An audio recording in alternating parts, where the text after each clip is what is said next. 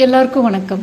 இன்னைக்கு நம்ம அக்னி fresh foods சேனலில் நம்ம பார்க்க போகிற ரெசிபி காரப்பொரி. இந்த சீசனில் எல்லார் வீட்லேயுமே பொரி கண்டிப்பாக இருக்கும்.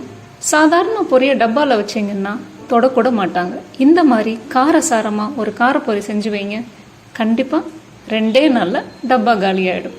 இப்போ அந்த காரப்பொரி எப்படி பண்ணுறதுன்னு பார்க்கலாம்.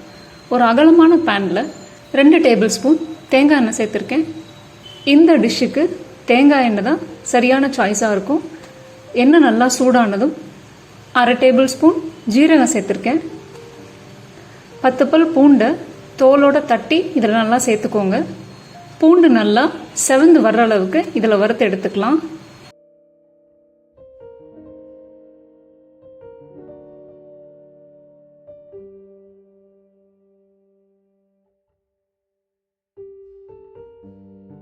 ஒரு கைப்பிடி அளவு வேர்க்கடலையை தோல் உரிச்சு எடுத்து வச்சுருக்கேன்.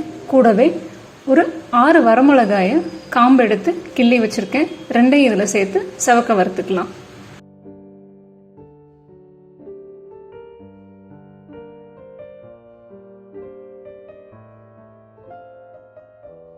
ரெண்டு கொத்து கருவேப்பிலையை இதில் சேர்த்துக்கோங்க.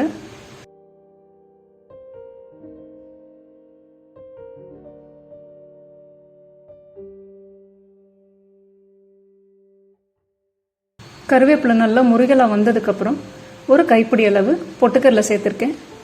பொட்டுக்கடலை சட்டுன்னு கறிகரும். போட்ட உடனே அடுப்பு சிம்மில் வச்சுருங்க. இதை ஒரு 1 நிமிஷம் அந்த சூடான எண்ணெயில் பரட்டி விட்டீங்கன்னா சரியாக இருக்கும்.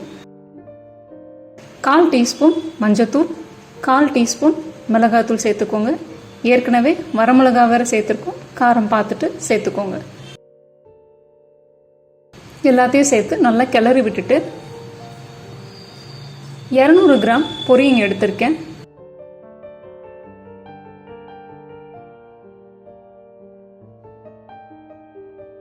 அதை இதோட சேர்த்து 2 கரண்டி வச்சு இதே மாதிரி நல்லா கிளறி விட்டீங்கன்னா எல்லாத்துலேயும் சீராக இந்த காரம் சேரும்.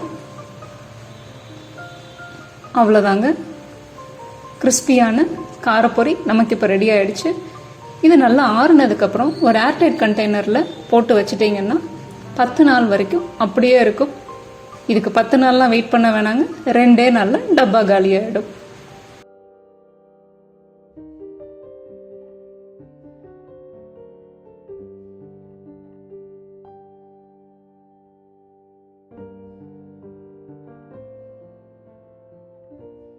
நீங்களும் உங்கள் வீட்டில் ட்ரை பண்ணி பார்த்துட்டு உங்கள் ஃபீட்பேக்ஸ் அண்ட் கமெண்ட்ஸை மறக்காமல் எங்களுக்கு சொல்லுங்கள். இந்த ரெசிபியை ஃப்ரெண்ட்ஸ் அண்ட் ஃபேமிலிக்கு ஷேர் பண்ணுங்கள். அக்னி ஃப்ரெஷ் ஃபுட்ஸ் சேனலுக்கு சப்ஸ்கிரைப் பண்ணிக்கோங்க. வீடியோ பார்த்ததுக்கு ரொம்ப நன்றி.